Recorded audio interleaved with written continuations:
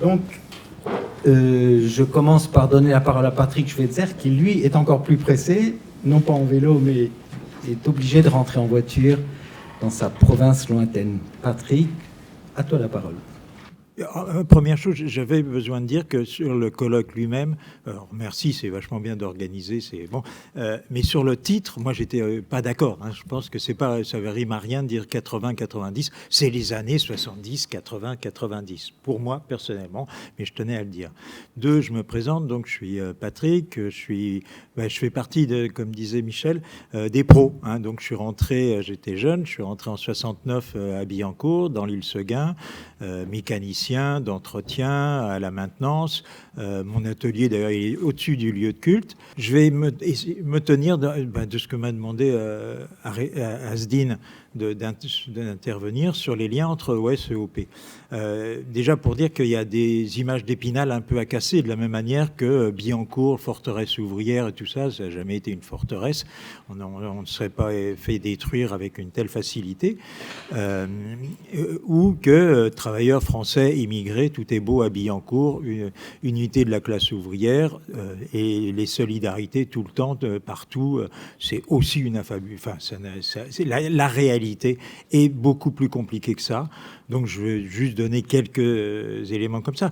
Alors, d'une part, la réalité, c'est que ce sont des catégories professionnelles différentes, hein, les OS et les OP, mais c'est pas seulement le mot, hein, ouvrier spécialisé et ouvrier professionnel. C'est qu'il y en a qui n'ont aucun avenir possible. Et là, contrairement peut-être à ce que je ne sais plus qui a dit ce matin, je crois que la discrimination, elle est dès l'embauche. Alors évidemment, Laure Pitti l'a bien analysé dans sa thèse sur l'analyse des chaînes, l'éparpillement par pays, je veux dire, sur les chaînes pour empêcher les gens de communiquer. Mais dès l'embauche, la différence se fait. À l'époque, il y a une embauche massive entre les années 67, 68 et 74. Allez, 73, 74, puisque c'est fermeture de l'embauche en 73, en fait.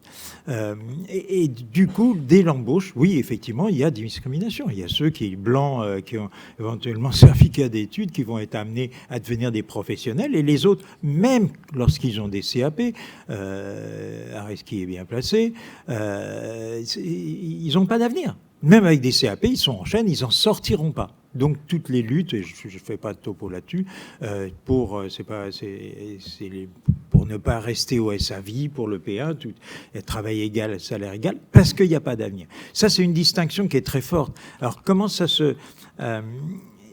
du coup... dans les luttes, il y a quand même aussi une autre distinction qui est à faire. C'est que le mouvement ouvrier traditionnel, comme on dit, c'est les professionnels à haut taux de syndicalisation énorme et qui marchent avec des grèves, des débrayages, mais en général, c'est des grèves presse-bouton. Hein. Le syndicat, la direction syndicale ou l'équipe syndicale démarre, arrête. Donc ça, c'est bon. Et les travailleurs immigrés qui commencent à rentrer dans les grèves des années 70, ce sont des grèves d'explosion sociale contre l'exploitation, contre la discrimination. Alors, oui, je ne sais plus qui disait non plus, des grèves, il y en a tout le temps, mais c'est Areski, je crois. Des mouvements, il y en a tous les jours dans l'île Seguin. Oui, évidemment. Alors, c'est 20 personnes, 100, 200, la chaîne, un atelier. Et puis, c'est pas forcément pour des revendications ou pas strictement au sens où l'on entend. Ça peut être un chef raciste qui a sorti une connerie. Et puis, la chaîne, elle redémarre pas tant que le chef, il n'a pas été retiré. Bon, c'est tout ça.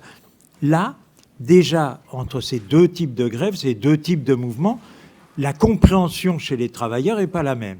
Et moi, parce que dans un atelier de pro, hein, de majorité, immense majorité français, c'est pas toujours compris ces grèves, hein, ça fout le bordel, quoi. Enfin, et puis, il y a aussi une distinction au niveau du mouvement syndical, c'est-à-dire que le mouvement syndical qui est habitué à fonctionner de manière un peu rigide, avec des consignes, des hiérarchiques, alors que les grèves d'OS démarrent, et c'est l'explosion sociale, qui peuvent se généraliser dans ces années-là. Je ne fais pas plus long là-dessus. Et donc, c'est quand même des distinctions. Et ces distinctions-là, dans les mouvements, on les sent. Quand les grèves d'OS... Alors là, il y a aussi... Enfin, c'est pas tout négatif. parce que la conscience, parce que le racisme, évidemment qu'il existe dans les ateliers, on ne va pas se cacher, c'est pas parce qu'on est à Billancourt. Il ne faut pas oublier qu'une partie des vieux professionnels, certains ont fait la guerre d'Algérie, ils reviennent traumatisés, barjots, racistes. Moi, j'en avais dans mon atelier, on se foutait sur la gueule. Bon, donc ça, c'est une réalité aussi. Ça veut dire que le mouvement ouvrier, le poids du syndicalisme, du PC et tout ça, fait que ça forme une forme de résistance à ce racisme. Ça, c'est vrai, mais qui ne règle pas les problèmes. À la limite, à l'époque, on n'ose pas dire qu'on vote Le Pen ou qu'on est le péniste. Oui, ça ne se fait pas, ça ne se dit pas. Ça n'empêchait pas les gens de le faire. Donc, le racisme, il existe. Mais le contrepoison, en général, c'est le mouvement. Des camarades l'ont dit. C'est quand il y a mouvement qu'il y a fusion. Alors, le mouvement, encore faut-il qu'ils soient ensemble. Parce qu'une grève d'une chaîne, les professionnels, ils ne sont pas dedans. Et puis une grève de professionnels boutons, il y a des revendications de pros, des revendications de coefficients qui sont... nous sommes, les professionnels, quelque part, une forme d'aristocratie ouvrière. C'est un terme un peu pompeux, mais c'est pas pour rentrer dans des analyses de classe plus fines, ce serait un autre lieu, il faudrait plus de temps. Mais par rapport à l'ensemble des ouvriers de l'île Seguin, au moins pour là où j'ai passé ma vie professionnelle, c'est cette réalité-là. Un des antidotes, c'est le mouvement. C'est-à-dire que dans les mouvements, alors moi je pense au mois complet en 71, en 73, en 75, là quand on est ensemble, évidemment qu'il y a un recul du racisme. Il y a le quotidien, les solidarités. Ce qui va contribuer aussi, c'est la syndicalisation. C'est-à-dire qu'à partir des années 70, oui, les organisations syndicales ont toutes, pour des raisons souvent électoralistes d'ailleurs, pour les voix et tout ça, d'avoir des militants. Donc ça, c'est un facteur qui est aussi contradictoire. Parce que, oui, c'est pour des raisons électoralistes, mais objectivement, ça contribue à la syndicalisation et à l'engagement dans le mouvement syndical, dans le mouvement ouvrier, d'une génération de jeunes travailleurs, de jeunes immigrés, ou moins jeunes, qui aussi vont se former en tant que cadres syndicaux à prendre la parole sur la chaîne. C'est pas spontané, ce truc-là. Donc des jeunes des travailleurs immigrés vont se former à ça. Pas égalité. Dans le syndicat, alors moi c'est strictement personnel, ma vision des choses évidemment, c'est que dans les directions syndicales intègrent dans les instances des camarades immigrés, mais ils n'ont pas le même poids. Ils n'ont pas les mêmes responsabilités. Ça va donner y compris des problèmes dans la CGT au niveau confédéral. Sur le poids de l'immigration, il va y avoir des pétitions dans les années qui vont suivre. Mais à Billancourt, c'est pareil. Sauf que le poids réel de l'immigration dans l'île Seguin est tel que c'est incontournable. En plus, aidé par des camarades comme Bonnecher, effectivement, et il y en a d'autres, je ne vais pas citer les noms, ça ne servira à rien, mais qui vont contribuer à contrebalancer cette division qu'il y a, parce que la classe ouvrière, elle n'est pas unie tout le temps. Elle ne s'unit que dans le mouvement. Donc la syndicalisation et les activités sociales, parce que les activités du CE, tout ça, contribuent aussi. Je crois qu'on a les camarades Chausson, tout ça, étaient aussi bien placés. Ça fait partie. La division entre revendications spécifiques, strictement pro, n'était pas facteur d'unification. Les revendications de salaire, par exemple, il y a eu tout un débat très fort dans les années 70 sur augmentation uniforme, augmentation hiérarchisée. Hiérarchisé, c'est défendu par la direction de la CGT à l'époque. La CFDT gauche, à l'époque, défend plutôt uniforme. Ça, pour moi, c'est personnel, c'est des facteurs de division de la classe ouvrière et pas d'unification. Or, oui, alors, pour certains ici, moi j'étais militant CGT, mais aussi militant d'extrême gauche, pour être honnête. J'étais à la LCR, au NPA aujourd'hui, et ça n'a pas changé. Mais notre conception, c'était que toute revendication, on doit la réfléchir en fonction de ce qu'elle peut aider au mouvement, unifier. Bon, merci. Merci pour l'efficacité dans le temps imparti. Merci beaucoup, donc, mais surtout pour le contenu et la forme. Reski Amazouz, à toi la parole. Je vais parler beaucoup moins parce que, vous avez remarqué, je vais parler de Renaud Billancourt, mais c'est surtout Atrice, les actions d'Atrice pour un lieu de mémoire pour non seulement les salariés, les ouvriers de Renault en général, mais aussi pour tous ceux qui soutiennent ce projet, parce qu'un lieu de mémoire, c'est un lieu de mémoire vivant. Et Renault, c'est toute une histoire. Il y a eu jusqu'à 1 million de personnes qui ont travaillé. Il y a eu, on se réfère aux chiffres et à des dires. Il y a eu 53 nationalités, et dans ces 53 nationalités, tout le monde se disait bonjour. Alors, pas bonjour, bonjour, mais Noubada, Galamawadi, Salam, Azoul, et bon. Donc, on a formé une véritable famille dans cette entreprise. Et on pensait jamais qu'un jour cette entreprise allait fermer. Mais jamais, dans notre... nous, les ouvriers, les OS, on n'a jamais pensé qu'un jour cette entreprise allait fermer. On pensait qu'elle allait fermer quand ils ont fermé la première chaîne, la chaîne de Renault 4, côté Billancourt. Ils ont gardé la chaîne côté Meudon. Il y a eu la modernisation en 1984. Et on a pensé que la gauche est arrivée. Bon, la modernisation a coûté à l'époque 5 milliards quand même de francs. Et on a dit, bon, même Michel Leroy, qui était directeur à l'époque, il dit, bon, on est tranquille pour 20 ans. C'est si dire. Et bon, on se battait pour produire des véhicules de meilleure qualité. Et c'est ce qu'on avait fait. Agent de maîtrise, OS, tout le monde. Il faut produire une Express d'une qualité irréprochable. Et on l'avait fait. Elle s'est vendue d'ailleurs comme des petits pains, l'Express. Pour notre génération, on se souvient très bien.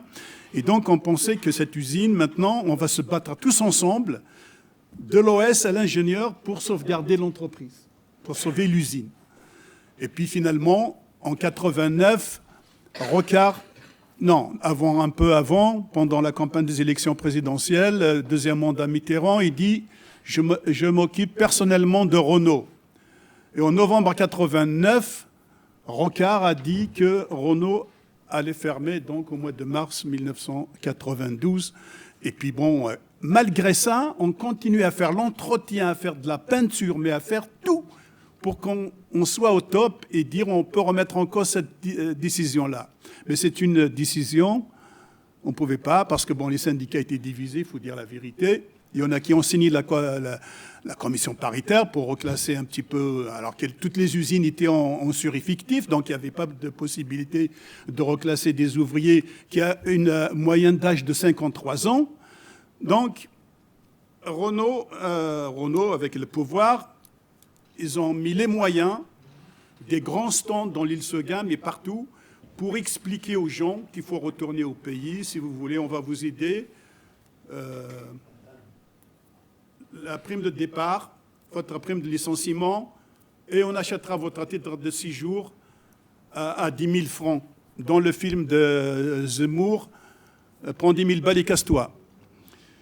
Bon, on n'a pas réussi à sauvegarder l'usine. Nous, on continuait à se battre pour l'usine. On disait Billancourt vivra et Besse ne touchera pas. Mais finalement, franchement, on n'était que une petite partie des gens de l'île Seguin mais sinon tout le monde nous a lâchés. Puis bon, on est sorti pas avec un drapeau rouge, mais on est sorti avec un drapeau blanc. Ben oui, parce que après c'est la queue à la rue de la Ferme à côté pour signer la convention conversion. Ici, vous signez la convention conversion qui vous dit soi-disant on va vous trouver un travail. Ici, vous signez le licenciement pour toucher votre pécule. Donc, tout le monde a été piégé. Alors, il est resté 118 qui ont refusé de signer cette convention, qui sont restés, ils se sont battus. Alors, sur les 118, il n'y avait que 26 qui sont allés jusqu'au bout, qui ont gagné leur procès en cassation contre Renault. Ils ont gagné à l'époque 260 000 francs. Moi, je les ai accompagnés, mais à titre individuel, parce que bon, la CGT les a lâchés. C'était comme ça, malheureusement. On disait, on ne va pas gagner. Donc, moi, je les ai accompagnés, je me suis battu avec eux. Ils ont gagné 260 000 francs, les 26. Alors, l'usine a fermé, je vais vite. L'usine a fermé en mars 92. Et les gens, devant les caméras de France Télévisions, à la sortie de l'usine, les uns tombaient dans les bras des autres, ils pleuraient, on ne va plus se revoir. J'ai encore l'émotion. Et puis on dit, voilà, il y avait de la fraternité, de la solidarité, de l'amitié. Je disais tout à l'heure, on se disait bonjour dans toutes les langues dans l'île Seguin. Les derniers qui sont arrivés, c'est les Laotiens, Cambodgiens. On se disait des bonjours dans toutes les langues. Et puis, donc la date était fixe. Moi, j'étais dehors, hein, j'étais viré 7 fois. J'étais réintégré par le Conseil d'État avec mes autres camarades. Et ensuite, voilà, l'idée, avec un groupe de copains, l'idée est venue de dire, pour garder cette amitié, cette fraternité, puis continuer à faire vivre cette mémoire, etc., pourquoi ne pas créer une association? Et donc, voilà, on était 2 copains, Amri, moi, on allait partout chercher, dans les marchés, à Trappes, à Boulogne, à Saint-Denis, partout chercher les adresses pour reconstituer un petit peu. Voilà, on a réuni 80 personnes la première fois. Et on dit, donc il faut absolument repartir, on fait une association, et on a créé Atris, l'association des travailleurs de Renaud-Biancourt-Île Seguin. Et puis, ça c'était en 94, et en 98, on a déclaré l'association. Et alors, l'objectif pour nous, c'était de travailler avec Renaud et la ville de Boulogne pour un lieu de mémoire vivant. Parce qu'on a dit, il y avait, ce que je disais tout à l'heure, plus d'1 million de personnes, 53 nationalités, les mouvements sociaux, mais aussi l'oisériculture, le COB, le comité d'entreprise. Il y avait quand même énormément d'activités en direction de toutes les catégories du personnel de Renault. Et puis cette association-là, les copains, ils sont venus. On est arrivé jusqu'à 600. Jusqu'à 600. Et on a fait le grand colloque à Saint-Denis, on a fait la Villette, on a fait partout. On a été à Larzac, nous était invité par la femme de David, comment il s'appelait, le député européen, le moustachieux. Bové, José Bové, pardon. José Bové, voilà. Donc on était un peu allé partout, et jusqu'à être invité par le Conseil de la communauté marocaine à l'étranger pour faire une caravane, grâce à l'aide de Moustapha Edbi Kila, en 2009. Et donc, on a fait cette aussi caravane pour rencontrer les anciens qui sont venus d'Agadir, avec leurs enfants, leurs petits-enfants, dans les lycées, où on a exposé. Puis bon, on l'a raconté avec le film de Midi Lalaoui, voilà, Retour sur l'île Seguin. Et l'association prenait corps, et puis on a pensé que nous, parce qu'on dit, à Atris, on dit nous, on est du jardinier au directeur. Donc, il y a pas, on doit se retrouver tous, puisqu'on est tous d'accord pour la mémoire. Et puis, voilà, en 1984, par là, M. Orroy, ancien directeur de l'établissement, a dit non, moi, je ne vais pas mélanger les trucs. Et puis, bon, il a créé Amitis. Pour nous, c'est complémentaire, il n'y a rien. Alors, nous, on travaille beaucoup avec la ville de Boulogne pour un lieu de mémoire. On avait avancé, on a créé un pavillon grâce à la ville de Boulogne. Renaud, il a apporté un petit chouïa, mais pas bézaf, comme on dit.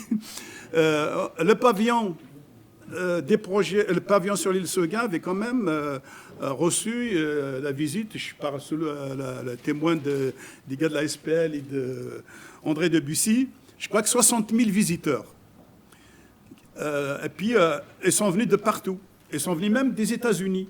Une classe d'un prof de français qui a fait venir de ses étudiants pour voir le pavillon de l'île Seguin. Et là, on est en bonne voie. Bon, il en parlera un peu plus que moi, peut-être André Debussy, mais on est sur une bonne voie pour un véritable lieu de mémoire. Voilà, j'arrête là, puis après... Excuse-moi si je ne Merci, c'est parfait, c'est dans les temps et c'est efficace. Merci bien. Je passe la parole à mon collègue Alain Michel. Bon, d'abord, ce que je voulais dire, c'est que j'ai été moi-même le témoin de cette désindustrialisation dont a parlé Nicolas la dernière fois. J'ai dû constater la politique de la table rase. Il faut bien parler de ça, qui a eu lieu. Je veux dire, bon, vous avez tous le petit fascicule là, de Atris, donc on voit ce qu'était le complexe industriel à une époque. Et donc mon voisin d'à côté vous parlera de ce que c'est devenu. Je dirais. En tant qu'historien des techniques, d'historien de Renault, je n'ai pu que déplorer le fait qu'il n'y ait pas eu plus de choses. Deuxième chose, je dois dire que d'un autre côté, ça a été paradoxal. C'est-à-dire que ça a été l'occasion de faire apparaître de nouvelles sources. Je vous en ai parlé. Ça marche. Et en particulier parce que pour transformer une usine en lieu d'habitation, il faut dépolluer. Et une des politiques, c'est de savoir du coup quelles étaient les activités qui ont eu lieu dans le passé sur ce lieu. Et du coup, les archives de la DTNE, Direction des Travaux Neufs et Entretiens, ceux qui s'occupaient justement de ces installations, a été remis au goût du jour à ce moment-là, parce qu'il fallait financièrement, enfin, en tous les cas, il fallait matériellement réussir à convaincre la commune qu'à tel endroit, il y avait besoin de dépolluer, et à tel autre endroit, comme il n'y avait rien eu de polluants, il n'était peut-être pas la peine de le faire. Bon. Donc moi, ça m'a permis du coup d'accéder à des archives qui sont rarement accessibles à des historiens. Bon, je ne vous parle pas aussi du contexte du centenaire de Renault, etc., qui a fait que les gens s'y intéressaient. Et vous voyez, en quelque sorte, c'est quelque chose qui a détruit, des choses, mais qui a mis en lumière d'autres choses. Et ensuite est arrivée la question du patrimoine, puisqu'on me demande d'intervenir sur le patrimoine ouvrier. Et en fait, c'est la question, quelles sont les traces subsistantes, puisqu'on en a détruit pas mal, qui permettent de donner un sens au passé, et en particulier au passé ouvrier de Boulogne-Billancourt. Et alors, ce que je dois dire tout de suite, c'est que l'intérêt pour le patrimoine ouvrier, c'est pas quelque chose qui va de soi. Je vais essayer de vous le dire très très rapidement, parce que je n'ai pas envie de vous prendre toute la soirée. Mais c'est le résultat, je dirais, d'un combat convergent. Oui, le patrimoine ouvrier a de la valeur, et oui, il faut essayer de le mettre en avant, enfin le valoriser justement pour les générations futures. Alors, rapidement, le patrimoine, c'est quoi? C'est ce qui a de la valeur. D'accord, c'est ça. Et le problème, c'est que cette valeur, qu'est-ce qui a de la valeur? Bon, décliné sous différentes formes, valeur esthétique, valeur historique, valeur etc., valeur scientifique, valeur technique. D'accord? Et ça, c'est important, ces deux éléments-là. Et ce sens, il a changé. Et je dirais que, bon, dans un premier temps, la prise en compte du patrimoine, c'est une sensibilisation en quelque sorte. C'est quelque chose qui est apparu, on va dire, pour faire simple, au moment de la Révolution française, quand il a fallu que l'État gère tous les biens qui avaient été nationalisés. Et en fait, il ne suffisait pas de les avoir et de les laisser se disparaître, il fallait trouver un moyen de les valoriser. Et ce temps-là, c'est ce que j'appelle un temps monumental, c'est-à-dire qu'en gros, il fallait sauvegarder ou valoriser des monuments. Et donc ça a mis un accent fort sur la question architecturale. Donc c'est-à-dire qu'en fait, on n'a pas de mal à considérer un bâtiment, enfin, et encore faut-il le savoir, considérer un bâtiment comme étant un élément de valeur. Alors le problème, c'est que dans un premier temps, je ne vais pas rentrer dans le détail, mais dans un premier temps, ce qui avait de la valeur comme bâtiment, c'était ce qui était très ancien. D'accord ? Ce qui était actuel n'avait aucune valeur. Et inutile de vous dire que quelle est la valeur d'une usine entre nous, elle n'était absolument nulle. Et en fait, il y a eu un deuxième temps, je dirais, pour faire vite. Bon, ça a été le temps du culturel, c'est-à-dire que le patrimoine a été confié au ministère de la Culture, c'est sous Malraux, etc. Et donc, en fait, c'était, vous voyez, c'était une ouverture qui était pas simplement sur le monument, mais un petit peu sur la valeur de transmission qu'il pouvait y avoir. Bon, l'objectif de Gaulle derrière ça, c'est de défendre la gloire de la France. Une France qui venait de sortir d'une guerre assez meurtrière, on ne va pas rentrer là-dedans, mais du coup, il fallait essayer de remettre ça en avant. Et en fait, ce qui a été plutôt mis en avant, c'était les côtés artistiques, avec une vision large, on va dire, de l'art, etc. Bon, et encore, est-ce qu'une usine est de l'art? Ça a été relativement difficile à percevoir. Et en fait, il y a eu ce que j'appellerais un moment où il y a eu une politisation de la question du patrimoine. Alors qu'est-ce que ça veut dire concrètement? Ça veut dire que à partir de ce moment-là, ce n'était pas simplement la culture, ce n'était pas simplement le monument qui importait, mais c'était un petit peu le sens que ça avait politiquement et en particulier localement. D'accord ? On est passé d'une perception qui était, on va dire, nationale vers une perception qui a été régionale, voire locale. Et je pense que c'est dans ce contexte-là qu'on se trouve avec la municipalité, c'est-à-dire concrètement, c'est une mission, une obligation des municipalités de se préoccuper de mettre en valeur ce qui s'est passé dans le passé et dont des associations, hein, en particulier Atris, Amétis, etc., se préoccupent, hein, et donc réussir à répondre à ces préoccupations-là. Bon, toujours est-il que ce que je vais dire, c'est que du coup, je suis très heureux d'apprendre qu'il va y avoir un vrai lieu de mémoire, en quelque sorte, du passé industriel en général de Billancourt, dans une ville qui est maintenant une ville très tertiaire, hein, et très huppée. Voilà. Merci Alain, encore mieux que les autres, là. Mais c'est gentil pour eux et elles. La ville est attendue. Enfin, Alain Michel m'aura facilité, je ne savais pas de quoi j'allais parler, mais m'avait facilité mon propos. Je suis élu, donc je ne me positionne pas autrement que comme élu. La responsabilité d'un élu sur le territoire, c'est de conserver les passages de relais, notre histoire. Bologne a 700 ans d'histoire. Je ne vais pas raconter l'histoire de Bologne depuis le début, mais son passé industriel commence déjà au XVIIe siècle avec les blanchisseries, plus tard avec l'industrie, les tanneries bien sûr, l'île Seguin, et plus tard avec l'industrie des moteurs aériens et automobiles. Et automobile, Renault bien sûr, mais il ne faut pas oublier qu'il y avait aussi un important complexe des usines Samsung, dont nous allons essayer aussi de rafraîchir un peu la mémoire. Donc la responsabilité des élus, c'est de conserver tout ce passé et de le mettre en valeur. Vous avez parlé de patrimoine tout à l'heure, à l'instant. C'est ça qui fait notre richesse. Quand Renault s'est fermé ses usines, quand plus tard une décision irréversible a été prise de faire la table rase, tabula rasa, on s'est retrouvé avec des terrains à nettoyer certainement, à désamianter, mais on s'est retrouvé aussi avec des terrains à imaginer. Donc les premières réflexions urbanistiques ont été sur les terrains bâtis de Renault, non pas l'usine, mais sur les terrains, d'en faire une zone, une ZAC, une zone d'aménagement concerté, qui a donné lieu aujourd'hui à un écoquartier qui a reçu le prix du premier ou meilleur écoquartier en Europe, qui est aujourd'hui terminé, quasiment, et dans lequel vivent des gens. Ces gens, ils vivent sur un terrain dont, pour beaucoup, ne savent même plus ce que c'était, parce que notre mémoire s'efface très très vite. Georges Hufschmidt était là tout à l'heure pour nous rappeler qu'il faut se souvenir de notre passé. Nous sommes là pour le faire.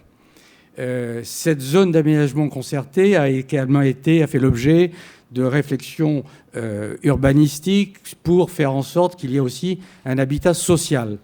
Je ne dirais pas que beaucoup des anciens ouvriers de Renault vivent encore là, mais il y a encore des traces. Quand on va sur la place nationale, ces traces vont progressivement s'effacer dans les changements de génération. Donc, le travail des différentes municipalités qui sont succédées, ça a été de réfléchir à la façon dont on allait traiter cette mémoire. Une remarque qui a été faite tout à l'heure par Georges, toujours, que je prends souvent en exemple parce que c'est quelqu'un qui a une foi accrochée et qui l'exprime vivement, c'est qu'il disait tout à l'heure que la régie Renault, donc Renault aujourd'hui, n'avait peut-être pas le même intérêt que la municipalité. Il y a eu un changement quand même, c'est que depuis le passage de Carlos Ghosn, qui ne voyait peut-être pas l'intérêt de mémoriser tout cela, jusqu'à Monsieur Luca Di Meo, et puis surtout le patron de Sénart, ils sont exprimés différemment. Et Sénart nous a fait comprendre qu'il souhaitait qu'on travaille ensemble pour quelque chose qui soit pas un musée. On n'est pas parti sur l'idée de musée, qui est plutôt, dans l'esprit des gens, plutôt figé, mais plutôt un lieu de médiation, un lieu de souvenir. Donc effectivement, il y a tout un travail qui a été fait en réponse et avec les associations représentées ici à Tris, qui nous invitent aujourd'hui, mais également à Métis et Renault Histoire. Les 3 associations, avec la municipalité, ont travaillé, travaillent encore et continueront à travailler sur comment exprimer cette mémoire, ce patrimoine. Et en l'occurrence, on était parti, il y a quelques mois encore, sur un projet physique de 3500 m² sur l'île Seguin pour avoir un lieu physique que l'on puisse toucher. Je vous rappelle que l'île Seguin, qui est la dernière morceau d'achèvement de tout ce développement, a été déjà développée dans les 2 pointes. La pointe aval, c'est ce que vous voyez aujourd'hui, la scène musicale développée sur le terrain municipal, mais développée par le département. Et la pointe amont, qui est en cours de construction.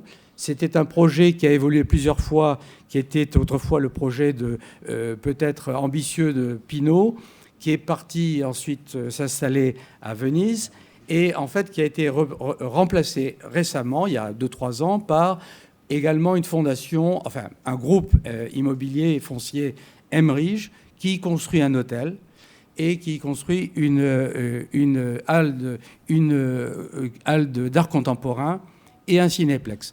Donc ça va devenir une île marquée aux 2 pointes, amont et aval, culturelle, fortement impliquée culturelle, avec un jardin public qui sera un jardin également de statues et de monuments d'art à contempler. Mais il restait la partie centrale. Et la partie centrale, c'est la partie Bouygues. Bouygues doit construire des immeubles de bureaux avec un rez-de-chaussée qui soit un rez-de-chaussée plutôt de polyactivité. Pour tout vous dire, c'est que la ville a une grosse dette depuis le début de ce projet qu'elle essaie de renflouer. Et la construction au milieu de l'île de ce projet Bouygues, qui devrait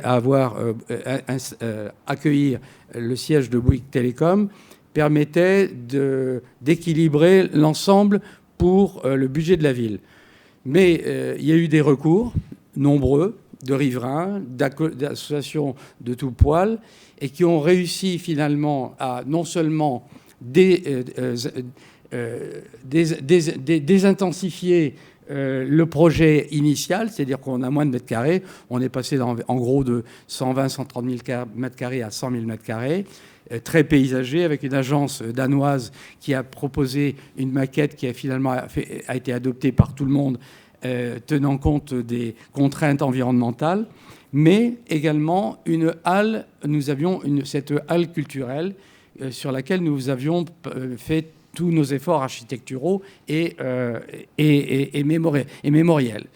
Le dernier recours en date des associations de riverains a eu la peau de cette halle culturelle qui était destinée aux associations de mémoire. Ils ont réussi donc à nous faire supprimer ce projet de halle sur l'île. Nous sommes donc contraints aujourd'hui d'inventer autre chose.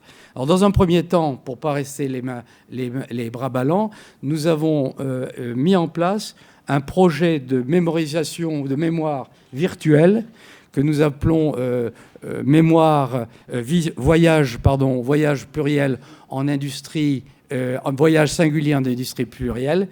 Ce voyage en industrie, ça nous permet, en attendant d'avoir mieux, Nous avons actuellement un pavillon des projets, mais en attendant d'avoir mieux, nous permet de mémoriser le travail actuel des associations qui se sont toutes mises à contribution et sont mises à contribution pour créer le récit, le narratif de ce projet. Ce projet a été inauguré au Journée du patrimoine en septembre.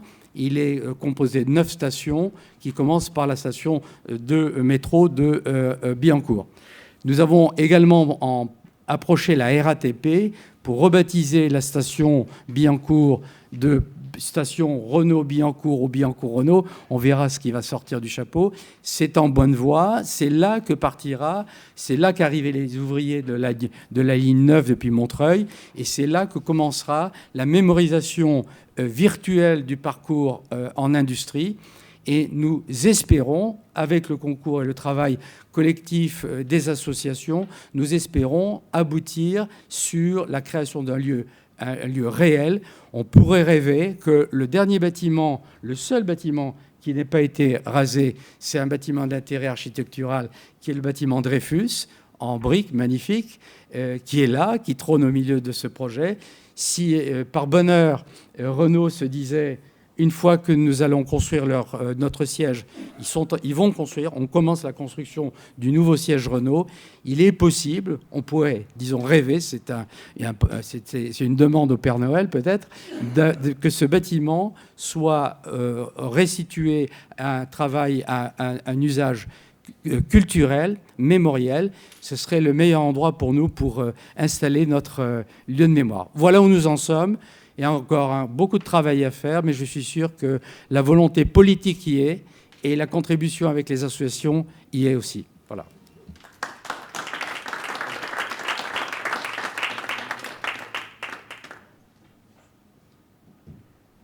Merci beaucoup. Là aussi, je ne peux que doublement remercier, à la fois pour la maîtrise du temps et pour l'efficacité du propos. Et puis, je pense qu'on reviendra dessus dans l'échange qui va suivre sur l'appel à retrousser les manches, hein, d'une certaine façon, pour la suite. Mohamed ou Adan? Oui, mais, merci à Mohamed El Ghieg, à Latrice, à Reski, m'avoir convié là pour ces journées de rencontres. En fait, il y a un compagnonnage avec les gens de Latrice qui, ça fait 25 ans maintenant, je crois. Alors, je fais juste un petit bref rappel. J'étais chargé de recherche à l'ISRS et l'Institut de recherche de la CGT. Et donc, j'étais en contact avec le collectif Migration de la CGT. J'ai rencontré Patrick Schweitzer, Areski et je ne sais plus qui d'autre à un moment donné, parce qu'ils étaient dans le souci, effectivement, déjà... de travailler sur un lieu de mémoire ouvrière. Hein. Enfin, je fais ce préambule parce que c'est très important. Et donc, ça remonte à 25 ans. Et ça faisait un petit moment qu'ils avaient créé quand même leur association. Ça remontait à un petit moment quand même. Et donc, par rapport à ça, moi, je travaillais à cette époque-là dans un collectif de recherche sur les discriminations dans l'accès au travail. Hein. Donc, sur les questions de discrimination, sur l'accès au marché du travail, sur les questions d'embauche, sur les déroulements de carrière, et ainsi de suite. Donc, je vais faire la jonction dans ma tête, intellectuellement, qu'il y a quelque chose qui se joue là. Et évidemment, quand je pars de l'ISRS, de l'Institut de recherche, je reste en connexion avec les gens, et donc avec Latrice. Et parallèlement, moi, je travaille à la création avec d'autres d'un réseau Mémoire-Histoire qui va être créé en 2010, qui s'appelle le réseau Mémoire-Histoire en Île-de-France.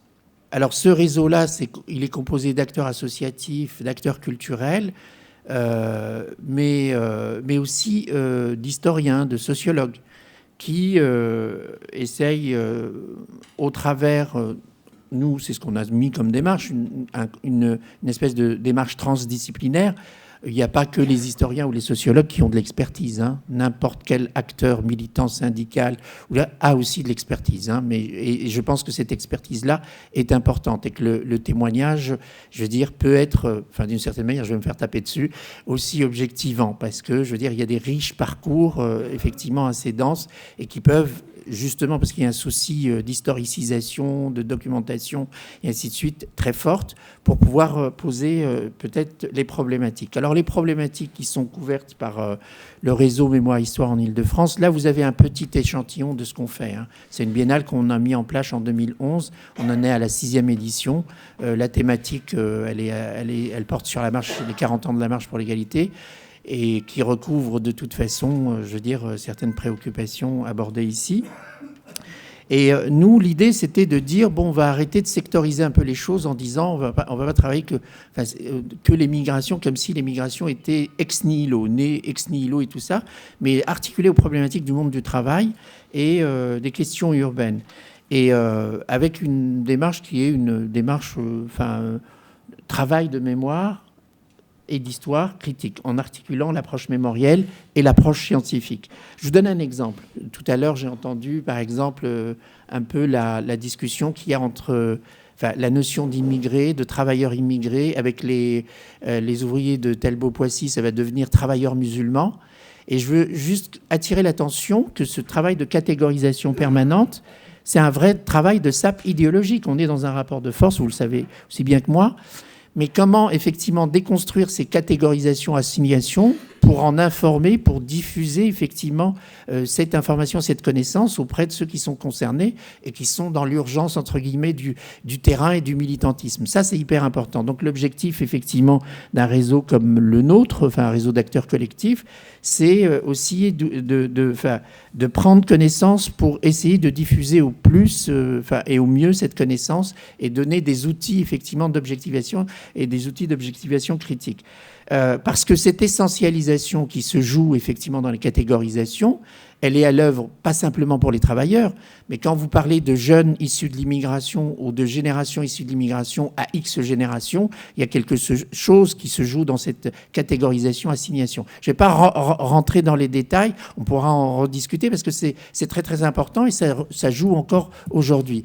Donc le travail, en fait, c'est un travail un peu critique et donc pour nous, ce qui est important, c'est l'articulation entre les dynamiques, évidemment, des différents acteurs, hein, les acteurs associatifs, comme je le disais, culturels, et ceux qui sont inscrits dans l'université, le monde de la recherche, pour contrer ce qu'on appelle, nous, l'effacement des mémoires. On travaille sur les migrations, mais on travaille sur l'effacement des mémoires ouvrières, des mémoires des migrations, enfin de l'histoire, et ainsi de suite, et les trous de mémoire. Parce que les trous de mémoire, enfin, on a travaillé sur les questions d'histoire coloniale, et on ne vous dit pas à quel point il y a un déni de mémoire, il y a des silences de mémoire, et ainsi de suite. Et il en est de même pour l'effacement des mémoires ouvrières. Et ça prend des formes très subtiles, en fait, très très subtiles.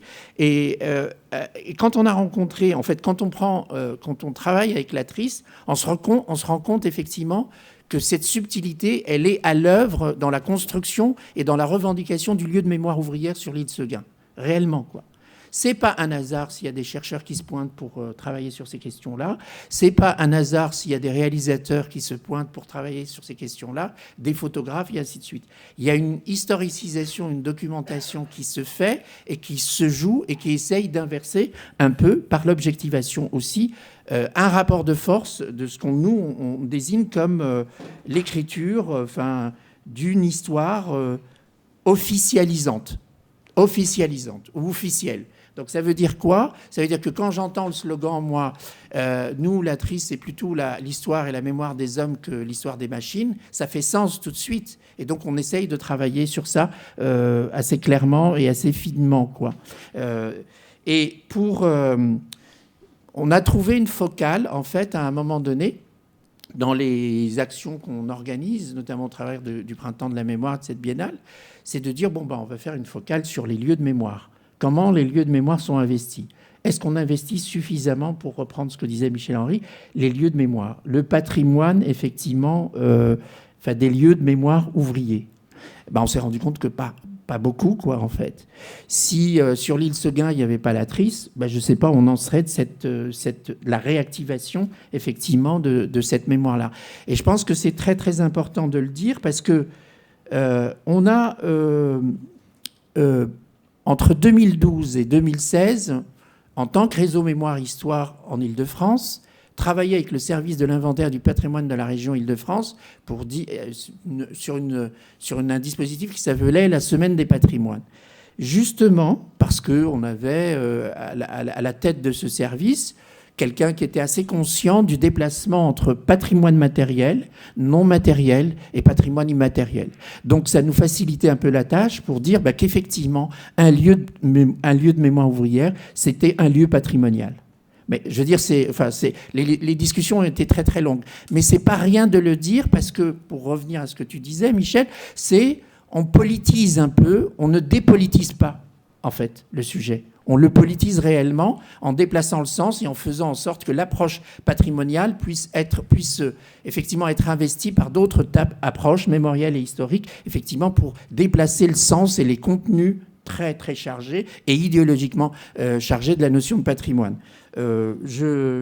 J'arrête là. Et donc par rapport à ça, on s'est dit effectivement que l'ATRIS, c'était un exemple effectivement de cette bataille-là, de ces luttes-là, qui renvoient à d'autres et qui mettent en correspondance d'autres luttes, du monde ouvrier, mais d'autres luttes sociales pour élargir effectivement cette notion autour qu'est-ce que c'est que se mobiliser pour un lieu de mémoire. C'est pas neutre effectivement, et je pense que ce qui peut être signifié par là, c'est que il faut toujours se battre pour que nos mémoires ne soient pas effacées.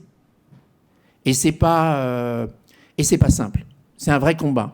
Je veux dire, la moyenne d'âge des gens qui composent l'ATRIS, je veux dire, elle est très significative.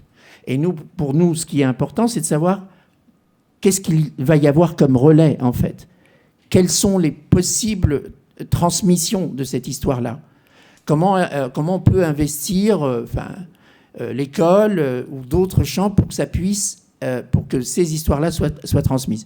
Donc, on a organisé dans les années 2013, 2016, 2018 des balades patrimoniales avec l'association ATRIS entre la place nationale, la place nationale, oui, l'ex-place Jules Guesde et le site de l'île Seguin, et avec les témoins, notamment Georges, je veux dire, à plus de 90 balais, il faut le faire, sans déconner, pour renseigner, et pas que, pour renseigner, documenter cette histoire. Et on se retrouvait parfois avec 40 à 45 personnes, et je veux dire, c'était pas que des vieux, entre guillemets, il y avait de l'intergénérationnel. Et je pense que ça, c'est un acte, et c'est une action de médiation qui, en fait, dépoussière un petit peu la démarche conservatrice du patrimoine. Parce qu'il peut y avoir une vision progressive. Voilà, bon, il y aurait d'autres choses à dire, mais bon, voilà, je m'arrête là parce qu'on fait signe.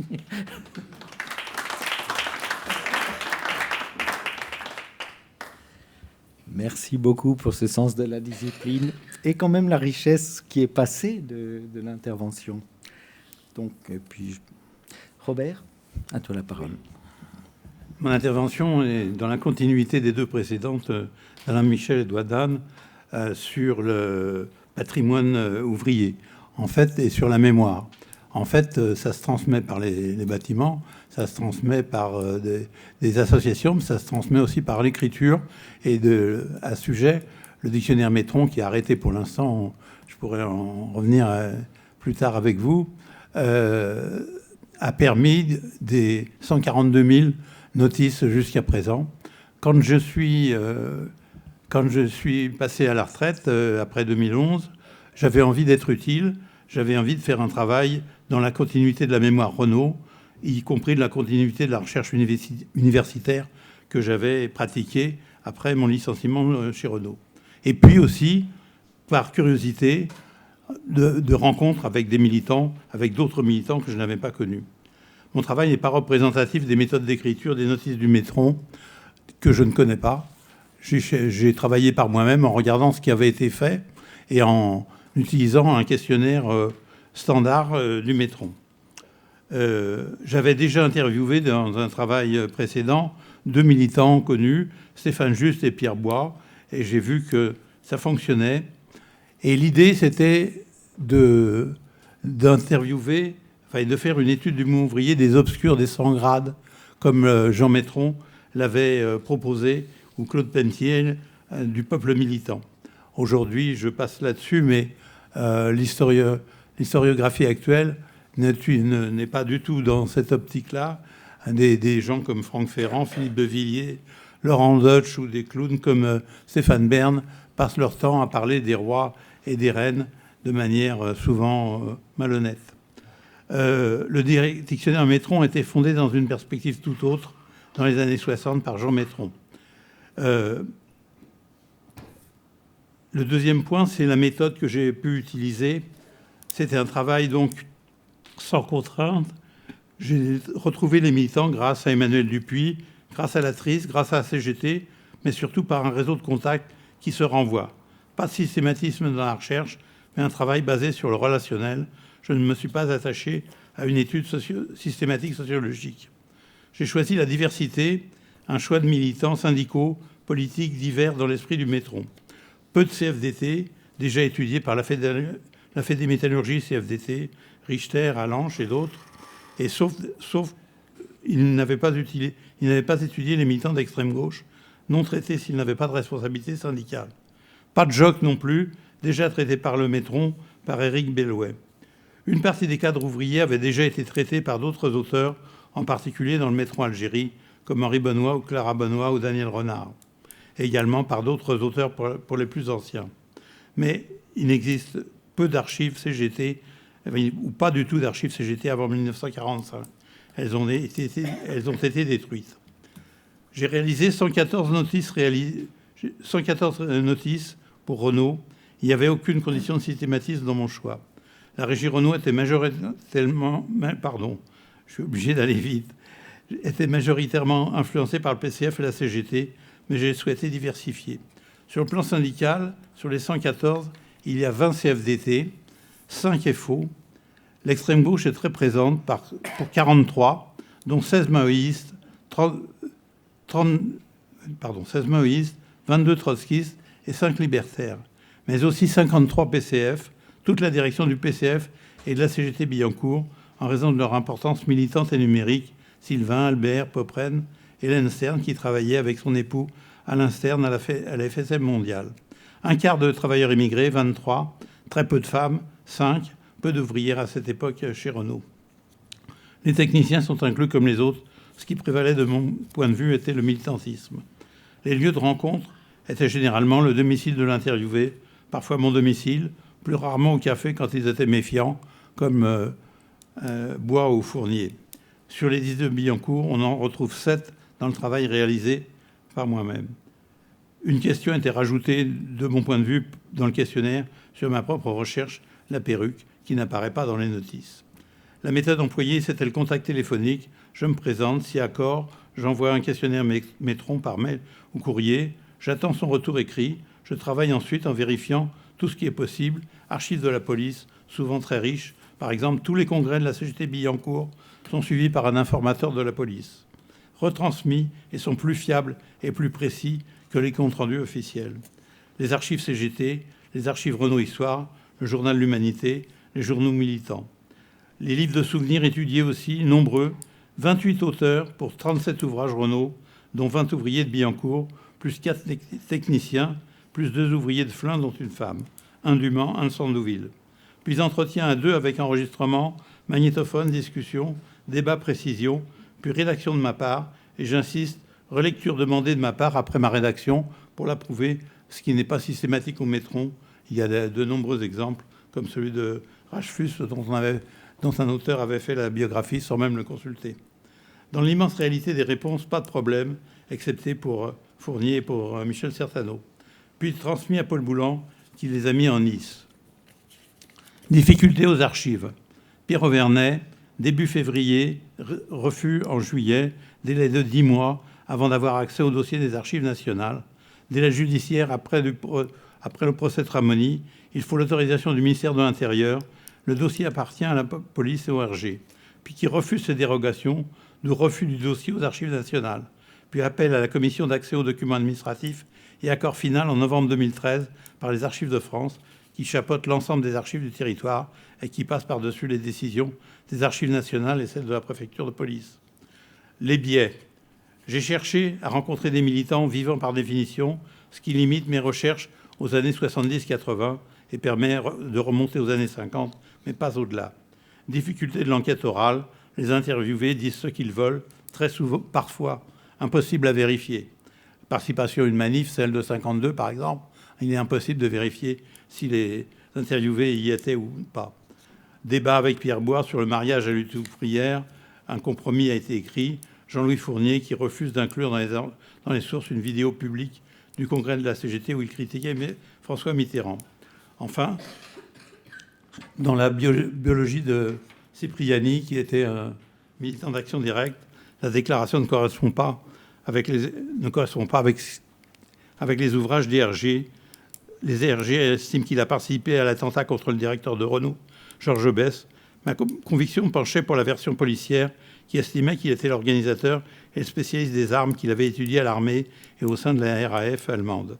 Cipriani m'a déclaré qu'il ne militait qu'au Secours Noir, soutien aux prisonniers sociaux en Allemagne. Ils avaient refusé collectivement à leur procès de différencier leur rôle. J'ai repris dans la notice la version de Cipriani, qui était à ce moment en liberté conditionnelle. C'est la responsabilité de l'auteur. Les résultats, histoire et mémoire, les biographies. Le métron aujourd'hui est utilisé pour les étudiants, les chercheurs, pour faire l'histoire et les militants du syndicalisme. Ça y contribue bien sûr, mais doit être mis en relation avec d'autres sources. Le métron est une source de mémoire et elle permet d'être confrontée avec d'autres sources. C'est ça l'histoire. Je pense au livre d'Alain Viguier qui a pu utiliser des biographies du métron pour faire son bouquin sur Renault. À titre personnel, j'ai appris par les rencontres et le travail effectué pour le dictionnaire à mieux connaître, interpréter la vie syndicale et politique de Billancourt, la gauche prolétarienne, l'activité, leur nombre, les cartes syndicales, Raymond Trépeau qui était chargé du recrutement et qui m'a expliqué comment il le faisait, l'empathie avec certains, même lorsqu'il y a eu des oppositions. Je suis content d'avoir réalisé ce travail qui a été reconnu, surtout d'avoir permis les biographies de militants qui autrement n'auraient jamais eu l'honneur du métron. Les militants lutte ouvrière étaient interdits pendant longtemps par l'organisation. Les établis de la gauche prolétarienne qui n'intéressaient personne, Pierre Auvernais et Georges Cipriani, considérés comme trop sulfureux. Je signale, pour finir, la prosopographie de Paul Boulan, qui est un article en ligne sur le site Métron, qui s'intitule « Billancourt au fil du métron, un creuset des parcours militants », qui, à partir de l'ensemble des notices concernant Renault Billancourt, il en a dénombré un peu plus de 200, a pu mettre en valeur que les militants, PCF, extrême gauche, prêtre ouvrier, etc., se faisaient embaucher dans cette grande usine pour d'abord y militer. Je cite Paul Boulan, « Les trajectoires individuelles sont en quelque sorte infléchies par l'attractivité ou par l'attraction de Billancourt, par sa force symbolique, parce que, pour les acteurs de l'époque, Billancourt constituait la métonymie des ouvriers et de la classe ouvrière, le lieu par excellence de la centralité ouvrière. » Excusez mon bafouement, mais c'est pour le vélo à... C'est pour le vélo à Nicolas. Merci beaucoup pour le vélo et pour le cycliste. Michel Boncher. Alors, mémoire vivante de Daniel Boncher, délégué syndical CGT à Renault-Billancourt et chargé de l'immigration. Daniel, donc délégué syndical à Billancourt de 1972, juste après le meurtre d'Auvernais, à 1981, après l'élection de François Mitterrand. Ensuite, il fut élu du CE. Merci à Robert Kosman pour sa fiche au métron, même si elle comporte des erreurs. Mais Daniel était peu soucieux de sa biographie. Daniel avait une conscience claire des ravages du colonialisme. Quand nous nous sommes mariés en janvier 1969, il était prêtre ouvrier de la Mission de France. À la paroisse Saint-Hippolyte, Paris 13e, il avait été témoin des abus de la police à l'égard des Algériens pendant la guerre d'Algérie et participé en 1957 à la publication d'une brochure, Les rappelés témoignent sur la torture en Algérie. Officier de réserve, il avait refusé de servir là-bas dans l'armée. En 1969, il travaillait comme soudeur P3 dans une PME, sous-traitante de l'industrie nucléaire. et il a voulu rejoindre Renault, usine emblématique des luttes de la classe ouvrière. C'est ainsi qu'il a été embauché P1 tuyauteur à RMO, Renault Machine-Outils. Dans les années 1970-80, nous étions tous deux très mobilisés sur les droits des immigrés en matière de séjour, de travail, de regroupement familial, d'égalité et contre le racisme. Avec son engagement dans l'île Seguin, ceci formait un tout dans notre vie. Ce qui a défini Daniel toute sa vie, c'est sa foi dans la profondeur de l'homme. Il avait une conception digne de l'action syndicale, dont je vais parler, si vous le voulez bien. Après, j'évoquerai son analyse des grèves des OS des années 80. Daniel n'a jamais situé à Renault-Billancourt, lorsqu'il a eu en charge l'île Seguin, comme délégué syndical de la CGT, son action comme relevant des rapports entre autochtones et immigrés. La seule fois où il évoque ce type d'approche se trouve dans ses notes pour un hommage à Marius Apostolo en 2008. Il rappelle un rassemblement important à l'appel de la CGT avec 2 heures de grève un matin de février 1974, jour de négociation d'entreprise. Et il cite un camarade d'atelier du département 36, donc les pros de la machine-outil. « Tes immigrés de l'île, on ne les voit pas beaucoup. » Daniel poursuit. En effet, sur le pont, quelques dizaines de silhouettes, beaucoup de délégués apparaissent. Le meeting est un succès. Quelque temps après, suite à un changement de cadence de production, une étincelle fait éclater le mécontentement profond sur les chaînes de ferrage, puis montage. Réunion de chaîne à la pause du matin, prise de parole, délégation, discussion. Le travail ne reprend pas, c'est parti pour 2 semaines. Au résultat, déblocage de la qualification P1 en fabrication. Sur les rapports entre les immigrés et les syndicats lors des grèves, qui ont focalisé l'attention de plusieurs historiens, je n'ai jamais entendu ni lu Daniel Boncher en parler en termes de contrôle de la grève. Dans ces mêmes notes, pour un hommage à Marius Apostolo, c'est en 2008 l'hommage, il mentionnait par contre la différence, la question de la tactique. Je ne développe pas. Dans cette conception digne de l'action syndicale, eh bien pour Daniel, la discussion, parfois âpre, sur la tactique, était un aspect normal des luttes.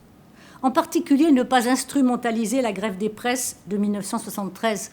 Quand on lit que cette grève s'est faite malgré les syndicats, c'est ignorer que les tensions sont internes à l'action syndicale. J'ai souvent entendu dire Daniel, la grève des presses, c'était quelque chose. Et dans des notes préparatoires à un topo qu'il a fait au CERAS, Centre d'études et de recherche et d'action sociale, en 1983, sur les travailleurs immigrés dans la classe ouvrière, il évoquait cette grève des presses de 1973, en attribuant justement aux ouvriers immigrés une phrase « C'est nous qui avons pris alors les affaires en main », partageant ainsi la fierté de ses camarades immigrés. Dans ses notes de 1983 sur les grèves de l'époque, se trouve un point central d'analyse. Je cite. « Pourquoi les immigrés sur le devant de la scène ? Pas les immigrés, les OS de l'automobile. C'est leur place dans la production qui leur donne les moyens de lutter contre précisément les conditions de cette place dans la production. Ils ont pris conscience du levier qu'ils ont dans les mains pour faire valoir leurs revendications. » Ensuite, la lutte des OS de l'automobile de l'époque, il la situe dans une évolution. Alors, je terminerai justement en citant un texte que j'ai retrouvé, que Daniel avait envoyé, figurez-vous, à un journal irlandais républicain du Sinn Féin, parce que c'était aussi l'époque de l'anniversaire de la mort de Bobby Sands en grève de la faim. Certains peut-être s'en souviennent. Et donc, à ce journal, voici la lettre que Daniel avait envoyée.